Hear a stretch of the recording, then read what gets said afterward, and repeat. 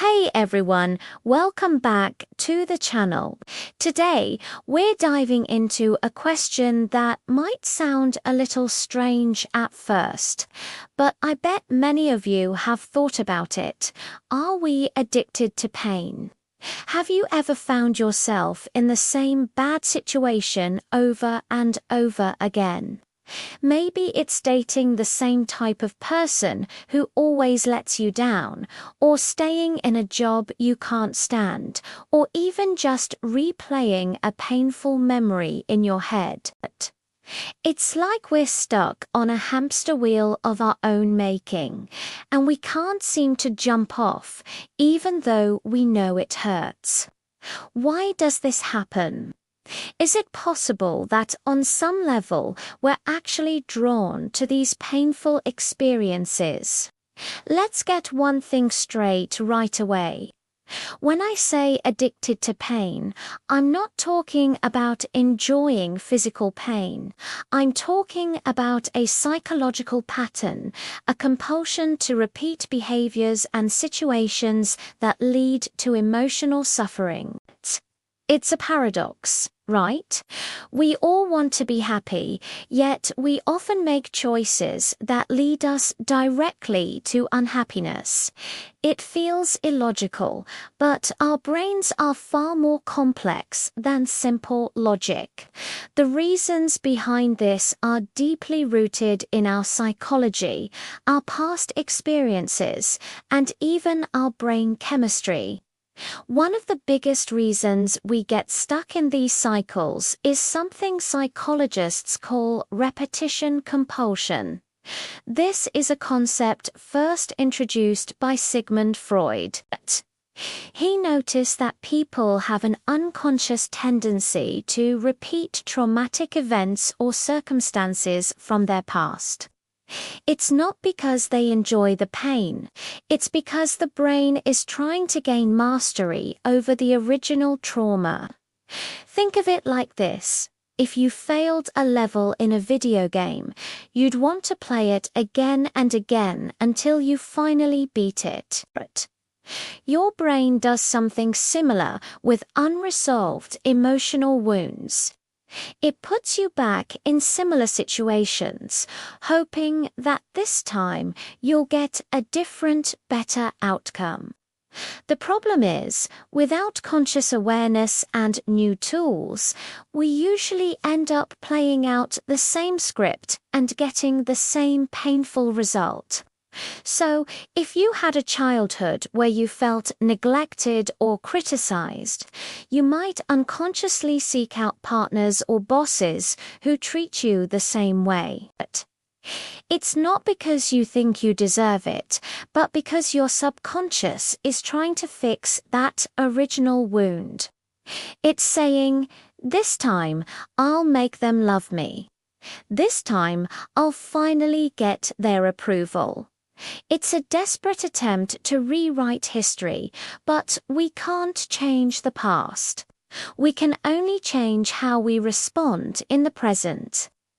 Another powerful factor here is the comfort of familiarity.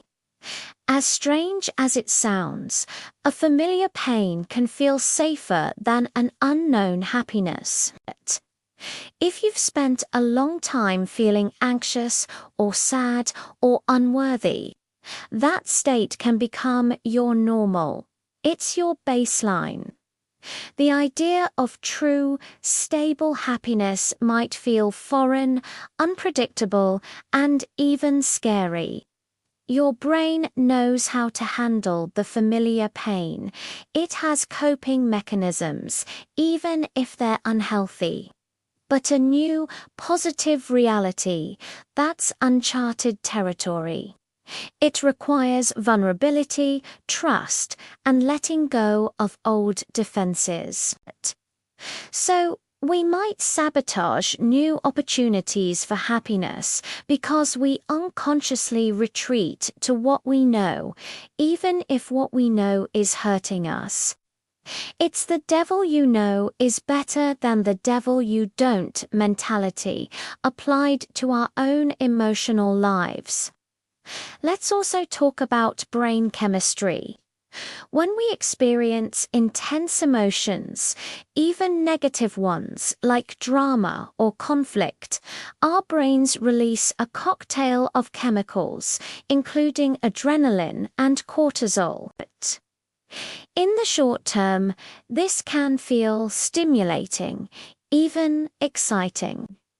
If your life feels dull or empty, you might unconsciously seek out drama to feel something, to feel alive. This can create a cycle where you become accustomed to a high level of emotional intensity. A calm, peaceful existence can then feel boring or empty by comparison. This isn't a conscious choice, but a pattern the brain falls into.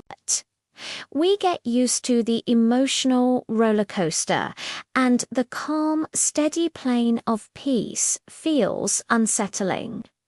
Furthermore, our core beliefs about ourselves play a huge role. These beliefs, often formed in childhood, act like a filter for our reality. If you have a deep-seated belief that I am not worthy of love, or I always mess things up, you will unconsciously look for evidence to prove that belief true. This is called confirmation bias. You'll be drawn to situations and people that confirm your negative self-view, and you might even ignore or dismiss experiences that contradict it. If someone treats you well, a part of your brain might think, this is wrong. It won't last, and you might push them away to restore your familiar, negative reality. It's a self-fulfilling prophecy. To break the cycle of pain, we have to first challenge these limiting beliefs about who we are and what we deserve. So, how do we break free from this cycle? How do we stop being addicted to our own suffering? The first and most crucial step is awareness.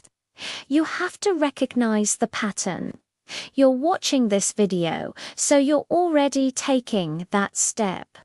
Start to notice when you're falling into old habits. Keep a journal. When you feel that familiar pull towards a person or situation you know is bad for you, pause and ask yourself, what am I really seeking here? What past wound is this touching? What am I afraid will happen if I choose differently? The next step is to choose a different action, even a small one. This is incredibly hard because it goes against all your conditioning. If your pattern is to get into a heated argument, try walking away and calming down instead. If your pattern is to isolate yourself when you're sad, try reaching out to one trusted friend. These small acts of rebellion against your own patterns build new neural pathways in your brain. You're teaching yourself that a different outcome is possible.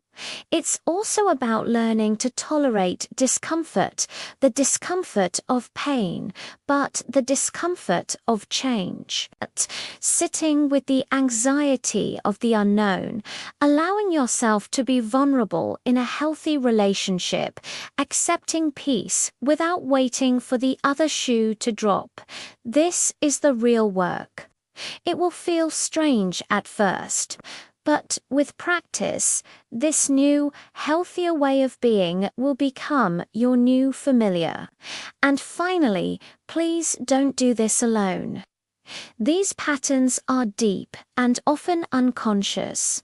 Working with a therapist or a counselor can be lit. They can provide a safe space and professional tools to help you uncover the roots of these patterns and develop healthier ways of coping and relating to yourself and others. There is no shame in asking for help. It's a sign of incredible strength. You don't have to keep replaying the same painful level of the game. You can learn the skills to beat it and move on to a new, happier one. It's a journey, not an overnight fix, but it's a journey worth taking. You deserve peace, you deserve happiness, and you have the power to choose it. Thank you so much for spending this time with me today.